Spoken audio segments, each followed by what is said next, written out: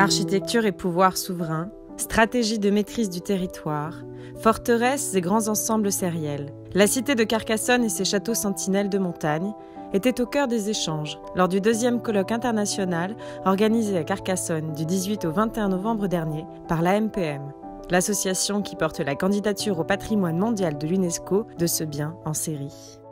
C'est un colloque scientifique qui a pour thématique la stratégie castrale au service du contrôle des territoires au XIIIe siècle.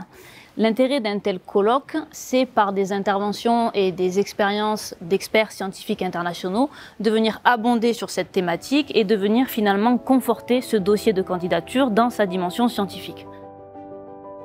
Historiens, archéologues, architectes, chercheurs, d'éminents spécialistes venus de toute l'Europe ont pu, entre visites de châteaux et conférences, se plonger dans l'univers fascinant de ces forteresses et démontrer la valeur universelle exceptionnelle de la cité de Carcassonne et des châteaux d'Aguilar, Termes, Perpertuse, Quéribus, Lastours, Puylaurens et Montségur qui composent ce bien en série. On voit que cette maison se trouve avec l'église en position dominante par rapport à une série de terrasses fortifiées qui se voient beaucoup mieux sur des photographies du 19e siècle.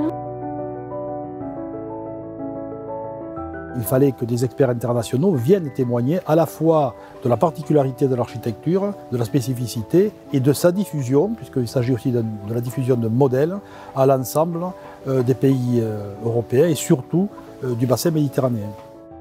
Prochaine étape de la candidature, la validation du plan de gestion qui sera proposé en audition en 2022. Ensuite, l'État pourra décider de soumettre cette candidature au Comité du patrimoine mondial avec, à la clé, ce qui serait l'aboutissement d'un travail titanesque, une inscription au patrimoine mondial de l'UNESCO.